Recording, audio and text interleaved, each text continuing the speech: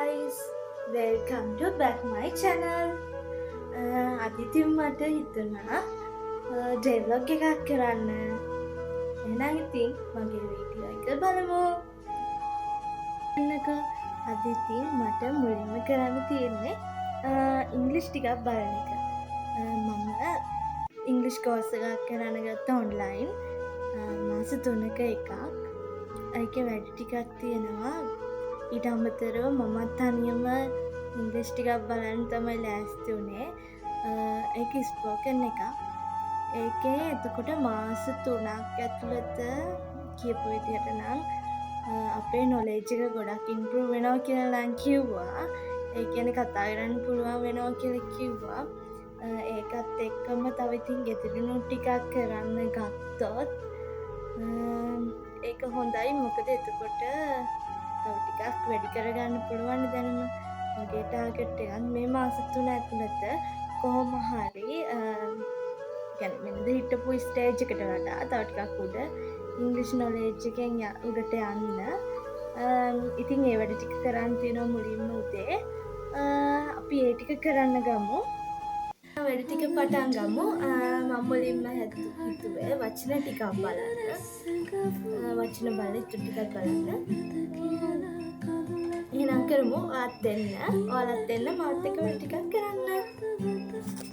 මේ මාස 3 මගේ ටාගට් එක තමයි ඉංග්‍රීසි ටික හදාගන්න එක. හැමෝටම ටාගට්ස් තියෙනවනේ. හැමෝටම එක එක කාලවල ටාගට්ස් තියෙනවා. අපිට මේ දවස් ටිකේ මේ කාලේ තියෙන ටාගට් එක තමයි එක්සෑම්. ඉතින් එක්සෑම් තියෙන කාලේ වෙන බාහිර දේවල් කරන්නේ නැතුව හොඳට මහන්සි වෙලා හැම වෙලාවෙම පාඩම් කරලා කරා නම් හොඳ රිසල්ට්ස් එකක් අපිට ගන්න පුළුවන්. ඉතින් කැප වෙන්න මහන්සි වෙන්න තියෙන කාලේ මහන්සි වෙමු. එතකොට ඒ කැපකිරීම වල ප්‍රතිඵලය අපිට රිසල්ට් එන දවසට බලන්න පුළුවන්. අපි විභාගවල වලට කලින් වැඩ කරන ප්‍රමාණය කැපවීම තමයි රිසල්ට් එන දවසේ අපි සතුටින් ඉන්නවද නැද්ද කියන එක තීරණය කරන්නේ. ඉතින් කවුද අකමැති රිසල්ට් එන දවසේ සතුටින් ඉන්න? හැමෝටම ඇහෙන්න මගේ රිසල්ට් එක මේකයි කියන්නේ. ඉතින් මේකට අපිට තියෙන එකම දේ තමන්ට තියෙන උපරිම වෙලාව අරගෙන හොඳට විභාගෙට මහන්සි වෙන එක විතරයි. ඔයාලා ගෙදරත් ඉන්නවද මේ වගේ කරදර කාලෙක? මේ බලන්නකෝ. අනේ මට වැඩ ටික කරගන්න දෙන්නේ නැහනේ. ඇවිල්ලා පොත උඩම වාඩි වෙලා. තව වද දෙනවා මේ. යන්නානේ. ඉන්නදාම හොම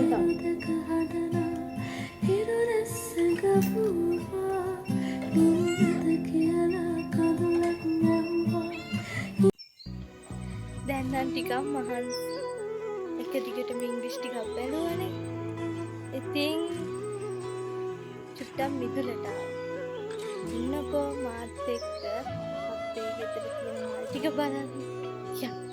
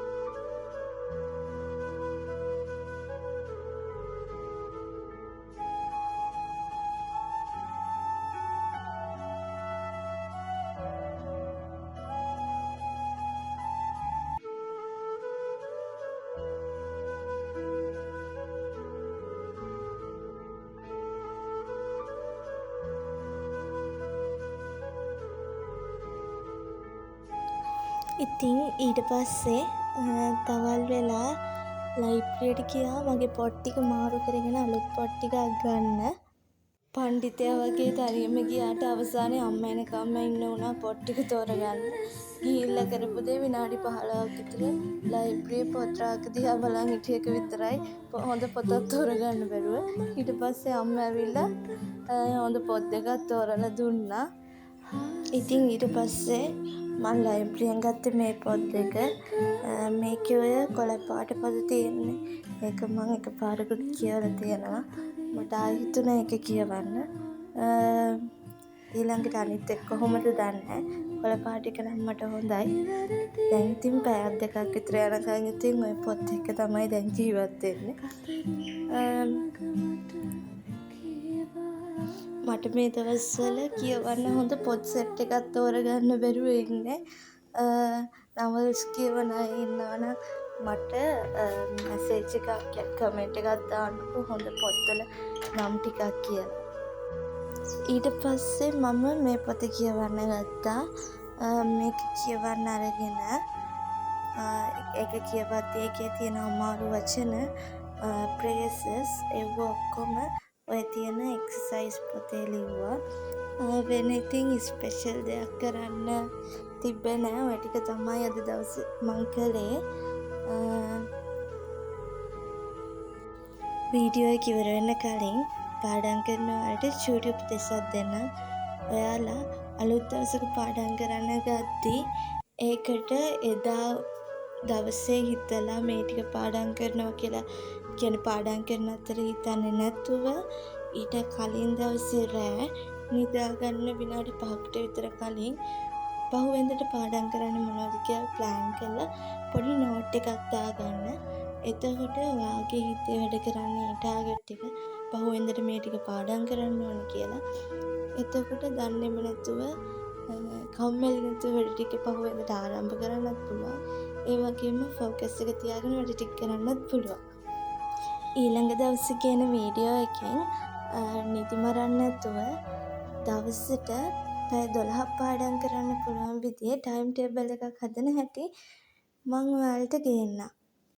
ඉතින් ස්ටඩි ව්ලොග්ස්, ස්ටඩි ටිප්ස්, ඒ වගේම ස්ටඩි මොටිවේෂන්, ඒ වගේ අධ්‍යාපනික දේවල් ගොඩක් මම channel එකේ ඉස්සරහට ගෙන්න බලාපොරොත්තු වෙනවා. ඉතින් ඒ වගේ ඒවා බලන්න ඕන නම් මගේ channel එක subscribe කරලා තියාගන්න. එහෙනම් මේ වීඩියෝ එක ඉවරයි. මොටම goodbye.